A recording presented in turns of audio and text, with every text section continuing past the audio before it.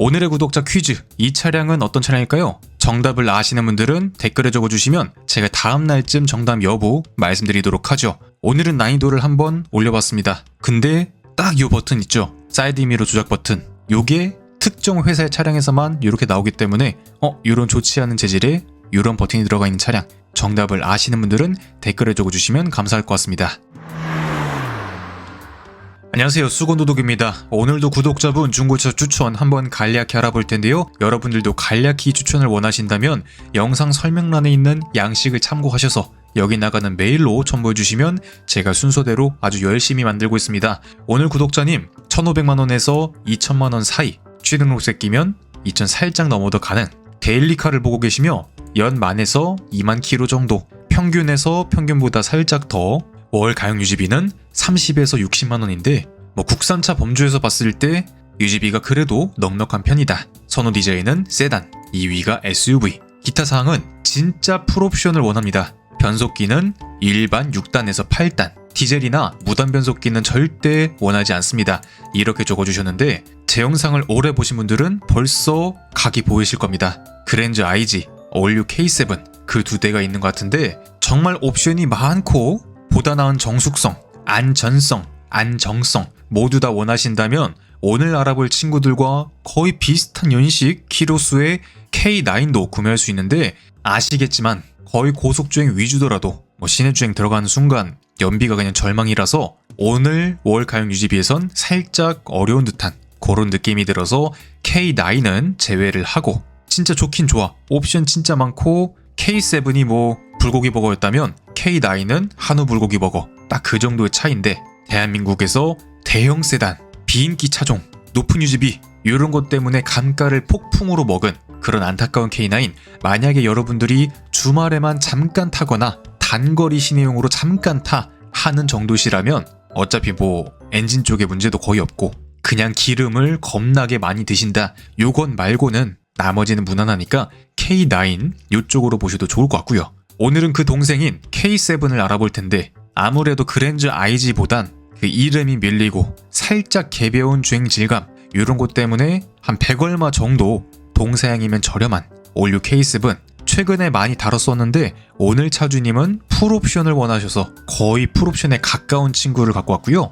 이 친구는 18년식에 10만 킬로, 차값은 1,600만원인데 K7엔 2.4도 있고 3.0 가솔린도 있고 3.3 가솔린도 있는데 2.4에선 완 풀옵션을 넣더라도 선택할 수 없는 옵션들을 3.3에선 많이 갖고 있기 때문에 거기에 주행을 해보시면 2.4와 3.3 유류비도 큰 차이 나겠지만 6기통으로 넘어가면서 터보 없는 고배기량으로 넘어가면서 정말 부드러움이 장점이기 때문에 K9까지는 좀 어려워도 K7까진 그래도 나쁘지 않겠다 생각이 들어서 K7 거의 풀옵션이었던 3.3 리미티드 플러스 등급이고요. 물론 노블레스 스페셜이라는 더 높은 등급도 있는데 매물이 거의 없다 보니까 오늘은 거의 최고 등급인 리미티드 플러스에서 추가 옵션 몇 가지 들어간 이 차량으로 볼 텐데, 인테리어도 보시면 브라운으로 되어 있습니다. 아주 보드라운 브라운으로 되어 있는데 신차 당시 블랙, 브라운 선택 가능했지만 아무래도 연령대가 조금 있으신 분들이 선택한 차량이다 보니까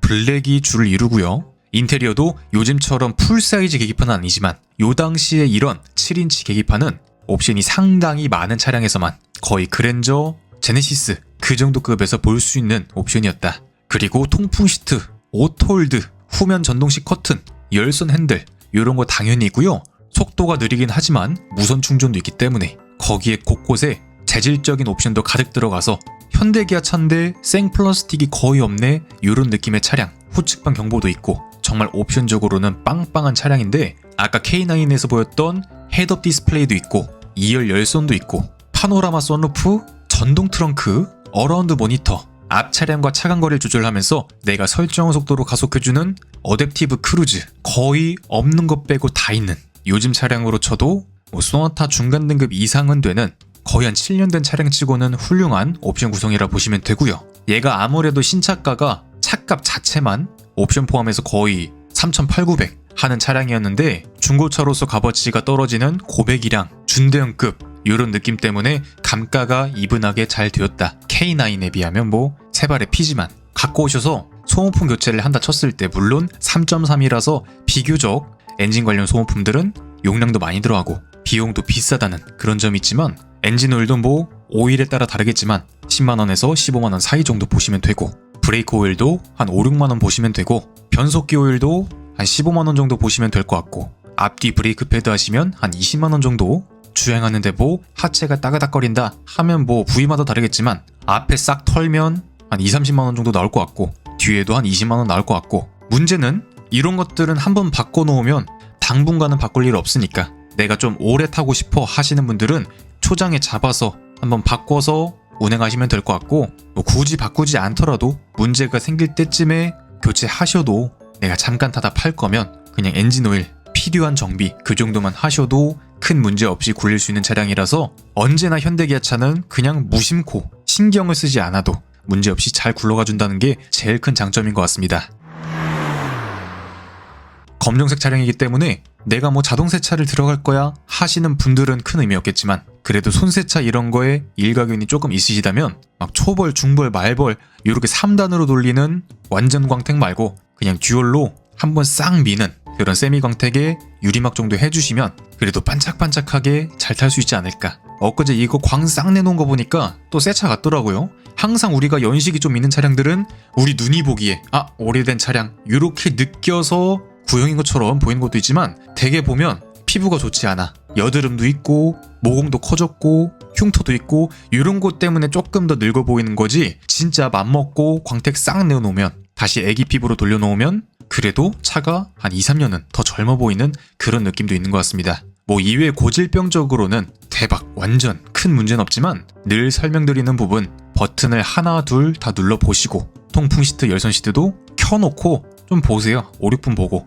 이게 중간에 꺼지는 차량들이기 때문에 꼭 켜놓고 오래 보는 게 중요하고 이런 전동식으로 핸들 위치 조절하는 기능도 있죠. 이런 것들도 앞 뒤는 되는데 위아래가 안 돼. 혹은 위아래는 되는데 앞뒤만 안 돼. 이런 거 뭐 교체하려면 비용이 크진 않아. 근데 사람의 한계상 아우 다음에 고치지 이러다가 차 팔 때까지 못 고치고 그냥 넘어가는 그런 불쌍한 경우도 있으니까 모든 기능을 한 번씩 다 보자. 제가 늘 설명드리죠. 이거 어떤 중고차에서 문제를 딱 봤을 때 이거 영상에서 말해야지 하면 꼭 까먹는데 오늘 딱 말하려고 했던 게 지금 기억이 나지 않습니다. 참으로 안타까운 부분이고 그냥 내가 아이가 있어서 정말 큰 짐들 막 애기 그 전동차도 실어야 되고 요것저것 짐이 들어갈 게 많아서 트렁크가 큰 차가 필요해 이런 경우가 아니라면 준수한 승차감 정말 좋은 옵션 꽤나 괜찮은 디자인 이런 것들이 섞여서 꽤나 괜찮은 상품성의 차량이라고 항상 생각이 드네요. 그래서 1600만원짜리 K7 3.3 거의 풀옵션 점수를 한번 줘보자면 이 정도의 점수를 줄 수 있을 것 같습니다. 디자인, 실내외, 연식을 생각했을 때 가격을 생각했을 때 무난해서 4점을 줬고 내구성도 터보 없는 3.3 자연흡기 엔진 뭐 옵션들이 많아서 내가 험하게만 몰지 않는다면 방금 그 차량 영업이력도 없고 성능 기록부 상으론 사고도 없고 첫 주인이 쭉 탄 차량이라서 앞으로 내가 좀 조심하면서 소모품 잘 바꿔주고 무난하게 잘 굴린다면 적어도 내가 되팔 때까진 큰 문제가 없을 친구이기 때문에 4점. 성능은 좋은 덩치, 준수한 주행 성능, 옵션 이런 것 때문에 4.5점. 가격도 감가가 상당히 잘 돼서 거의 차값이 40%도 안 되게 떨어졌기 때문에 4점을 줬고 유지비는 고속에서 거의 10km 초반대, 시내에서는 뭐 6km 전후 그렇게 나오는 안타까운 연비, 거의 50 얼마 하는 높은 자동차세 이런 걸 다 생각했을 때 2점 정도 줄 수 있을 것 같습니다.